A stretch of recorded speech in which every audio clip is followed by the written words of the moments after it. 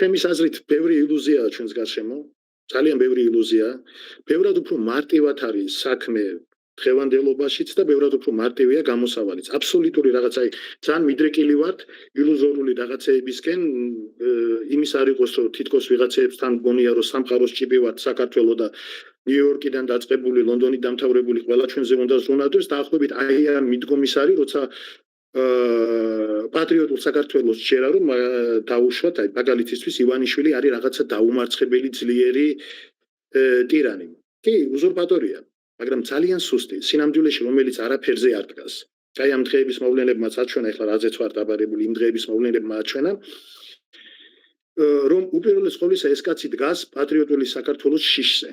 პატრიოტული საქართველოს გაუბედაობაზე და იმ რწმენაზე, რომელიც მოახერხა მთელი ამ წლების განმავლობაში, შეექმნა ამ ხალხში, რომ თითქოს რამეს წარმოადგენს. არავინ არ არის ეს კაცი.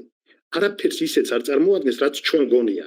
ჩვენნაირ ადამიანებს, მე არა პირადად, მაგრამ ძალიან ბევრ საქართველოში არაფერს არ წარმოადგენს. დიდი ხანია ბლეფს ეთამაშება მთელ ქართულ საზოგადოებას და ოდესღაც ყველამ უნდა დაინახოს ეს, რომ ეს კაცი ადვილი დასამარცხებელია, მეგობრებო. ადვილი. არც რამე აი ამას იზამს, ვერაფერსაც ვერ იზამს. აი ნახეთ რა ქნა, 25 რაღაცა გაზით თუ რაღაცით გააჩერა 100,000 ადამიანი. ფიზიკურად თუ დაუკვირდებით და შეეცდებით ვითარების ანალიზს, მიხვდებით, რომ სინამდვილეში მოიგო ეს შეტაკება მეორე მხრის გაუბედაობით. ლიდერებზე არ გულისხმობ, მაგრამ მნიშვნელოვანი ნაწილიც იქ მდგომი ადამიანების. ამით მოიგო.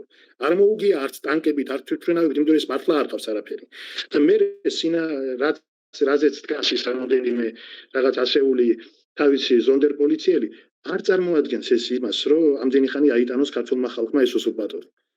და ერთხელაც როცა დამთავრდება, დიდი ალბათობით ყველა იტყვის, რომ ნუ თუ მართლა სულ ეს იყო. ნუ თუ მართლა სულ ეს იყო და ამდენი წელი ამას ველოდებოდით. აი ესე დამთავრდება ეს კაცი. ბლეფს ეთამაშება მთელ ქვეყანას. ეს არის სული სიტყვა შეიძლება ეხლა მინდოდეს.